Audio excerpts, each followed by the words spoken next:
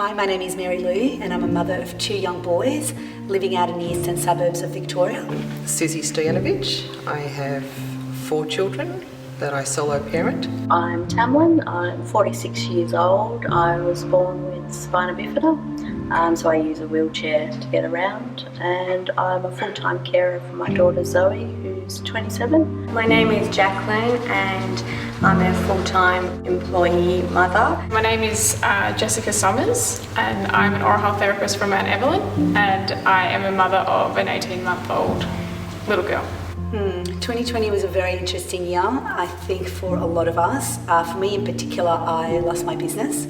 I go in and teach yoga to kids in schools in kinder, and obviously none of that was happening. So I went from a very good income and a business that I established all on my own to completely nothing. And then I think I went into a little bit of a panic mode. It wasn't just the COVID, it was how people were. I think that energy that people had, everyone was anxious, I think, and that energy was really contagious, and I just struggled to be out in that.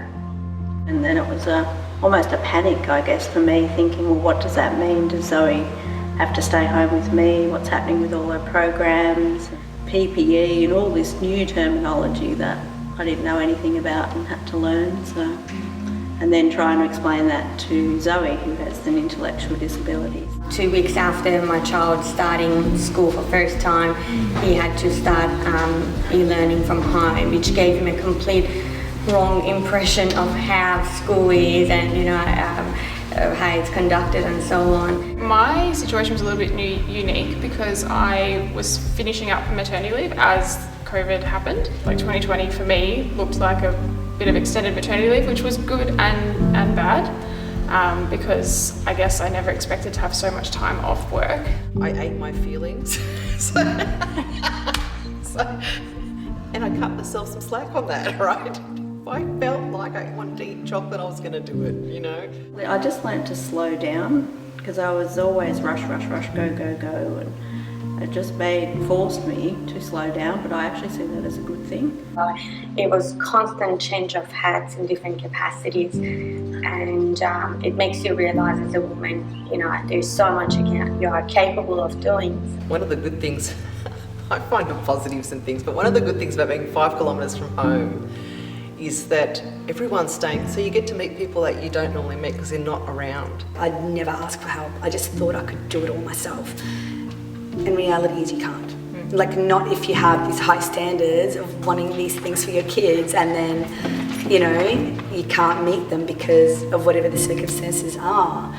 I didn't know what I was the sort of parent I was going to be, but I never sort of pictured myself being someone who wanted to be home with their kids long term. But I don't know, I've sort of shifted and I really do love being at home with her. You don't need to be perfect. Your kid doesn't need to be doing everything at school. You just got to make sure that everyone's happy. You're all happy. The first thing is your well-being. Tough 1 year, it definitely brought more faith to myself that yes, we definitely can overcome even worse than this, because humanity always has. I kind of feel 2020 overall, but for us in particular, it's shown the light on all the things that weren't working, all the things that we wanted to change in our life. I kind of really talk about living consciously most of the time and, being aware of what we're choosing in our life.